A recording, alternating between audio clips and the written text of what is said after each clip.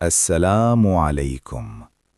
آج ہم آغاز کر رہے ہیں جامع فہم نماز، کلمات کے لسانی قواعد اور حرکات کے روحانی مفاہیم کا۔ یہاں ہم نماز کے لفظوں کی باریکی اور ان میں چھپے روحانی رازوں کا ایک مکمل علمی اور تربیاتی تجزیہ کریں گے۔ آئیے اپنی عبادت کو محض ایک روایت نہیں بلکہ ایک زندہ روحانی تجربہ بنائیں۔ السلام علیکم۔ آج کی پہلی ویڈیو دو اہم اور بنیادی موضوعات پر مشتمل ہے: تکبیر تحریمہ اور ثنا۔ ہم صرف ان کا ترجمہ ہی نہیں بلکہ ان کے لفظوں کی گہرائی، لسانی قواعد اور ان میں پوشیدہ روحانی رازوں کا ایک مکمل علمی اور تربیاتی تجزیہ کریں گے۔ آئیے نماز کے ان مقدس کلمات کے اصلی اسرار کو مل کر سمجھتے ہیں۔ تکبیر تحریمہ، اللہ اکبر۔ اس کا عام ترجمہ ہے اللہ سب سے بڑا ہے۔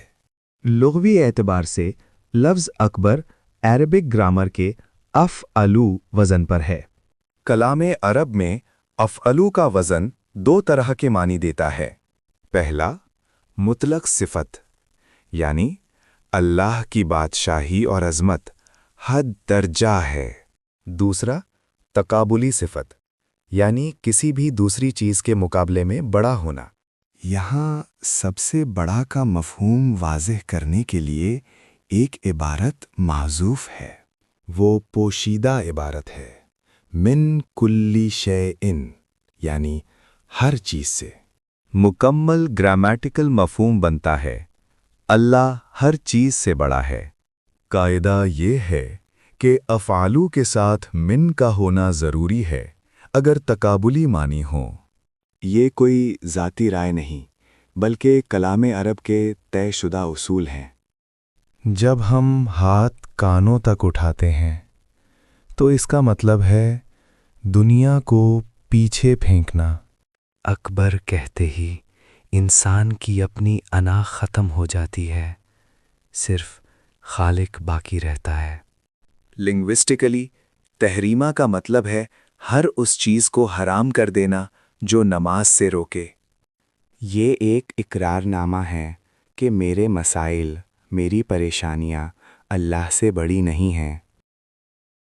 اب آتے ہیں ثنا کی طرف۔ سبحانکا اللہم و بحمدکا۔ سبحانکا پر فتحہ اس لیے ہے کیونکہ یہ مفعول مطلق ہے۔ اس سے پہلے ایک فعل محذوف پوشیدہ ہے، جیسے اسبحو یا نسبحو۔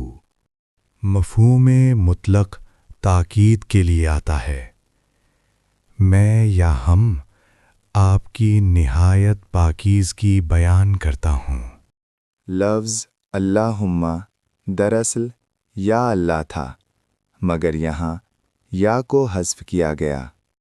یہ ایک جملہ ندائیہ ہے جس میں ہم اپنے خالق کو پکارتے ہیں۔ و بحمدی کا میں و اور بی حرف جر ہیں جس کا مطلب ہے ساتھ۔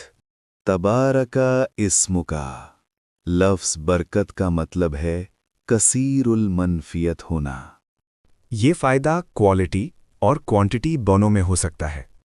تعالی جدکا، یعنی آپ کی بزرگی اور عظمت بلند و بالا ہے۔ لا الہ غیرکا، یعنی لا یہاں نفی جنس ہے۔ نفی جنس کا مطلب ہے کہ کائنات میں کوئی دوسرا معبود ہے ہی نہیں۔ گرامر کی رو سے الہ از لا کا اسم ہے اور غیرو کا اس کی خبر ہے۔ یہ تجزیہ نماز کے ہر لفظ کو ایک زندہ حقیقت بنا دیتا ہے۔